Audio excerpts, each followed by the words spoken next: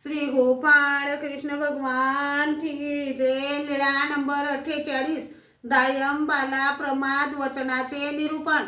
सर्वज्ञ विश्रांती घेऊन उठले, आसनावर बसले। दायंबा पूजेचा सोहळा पाहत होते।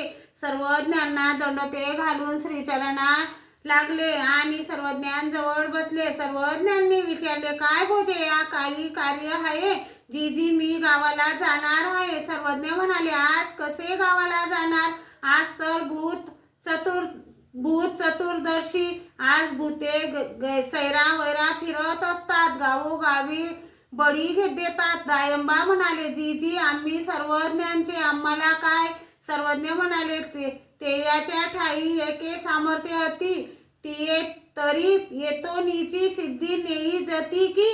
दायंबा म्हणाले, ते कसे? सर्वज्ञ म्हणाले, श्रीकृष्ण चक्रवर्तींनी 17 वेळा जरासंधाला जिंकले, पण 18व्या वेळी श्रीकृष्ण चक्रवर्तींनी त्याला पाठ दाखवली।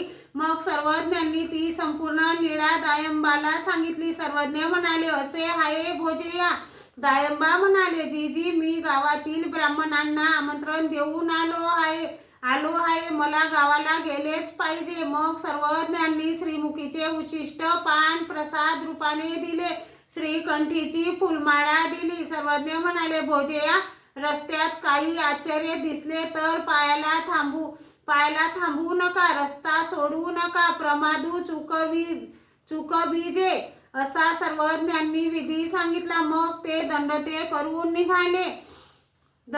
करून निघाले, पैठण पर्यंत गेले आणि दिवस मावळला। तेव्हा पुढे रस्त्यात दोघ गोष्टी करत आहेत असे ऐकत आणि ते उभे राहत तर ऐकू येत नव्हते, असे विजुंगापर्यंत पोचले। तेव्हा महालक्ष्मीच्या देवळात घे दे घाली असे शब्द कानी पडले। दायंबा म्हणाले, कोणी देवतेचा बहिर्ग धर्म आचरणारे असतील किंवा अजून कोणी वाट सरू असावेत, यांच्यापाशी मुक्कामाला राहू, मग उजाडल्यावर गावाला जाऊ, म्हणून थोडेसे पुढे गेले। एकाच्या मताने महालक्ष्मीच्या देवळाच्या कोपऱ्यापर्यंत गेले आणि त्यांना लगेच आठवले, सर्वज्ञांनी सांगितले आहे की रस्ता सोडू नका।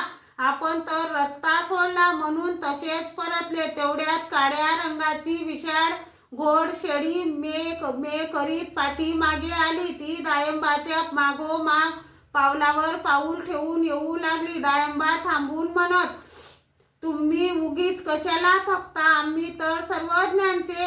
आणि ती थोडा वेळ थांबायची, पुन्हा मागोमाग यायची, पुन्हा ते तसेच म्हणायचे आणि ती थांबायची। अशा रीतीने रस्त्यात लगतच्या विहिरीपर्यंत आली आणि मग विहिरीत उडी घेतली। दायंबा बडे ग्रामाला आले, श्राद्ध केले, पुन्हा सर्वज्ञांच्या दर्शनाला आले। मग मागचा सर्व वृत्तांत सांगून विचारले, तर हे काय होते जी? सर्वज्ञ म्हणाले, ती वेळ देवतांचा भोग स्वीकारण्याची वेळ होती। त्यावेळी त्यांच्या तावडीत जो सापडेल त्याला त्या देवता प्राण घेऊन संपवतात। तुम्ही बरे केले, आपला अपराध चुकवला। सर्वज्ञ म्हणाले, आम्ही तुम्हाला पाठवले म्हणून चुकले, इतरांचा तर प्राण घेतला असता। यावर सर्वज्ञांनी दंदी याचा दृष्टांत निरूपण केला। कोणी एकू जगाच्या दंदिया असे, तया ते मारिती म्हणून भेने त्रसला, सदरता बळी याची पाठी रिंगे, मग तयाची वास कोणाही पावो नये, ते तया ते राखत असती। तो म्हणी या धाडी, तेवढी आपुले अंग रखे सरीसे दे, ना तोची होऊनी जरी बाहिरी निघे, तरी सुरीवरी घेती, आलगावरी घेती, पोट फाडूनी दगड भरीती। तसे हा जीव संपूर्ण देवतेचा वैरी आहे। तो जन्म मृत्यूच्या दुःखाने परमेश्वराला शरण जातो, मग त्याला कोणतीही देवता वैरभावाने दुःख भोगवित नाही। तो जेव्हा परमेश्वराची आज्ञा मोडेल त्याच वेळेस देवता त्याला पुन्हा कर्माचा भोग भोगवितात। तसे परमेश्वराच्या सन्निधानात निमित्तविधी ते सन्निधान व निमित्तविधित वचनाचे पालन ते अंगरक्षक। श्री गोपाळ कृष्ण भगवान की जय।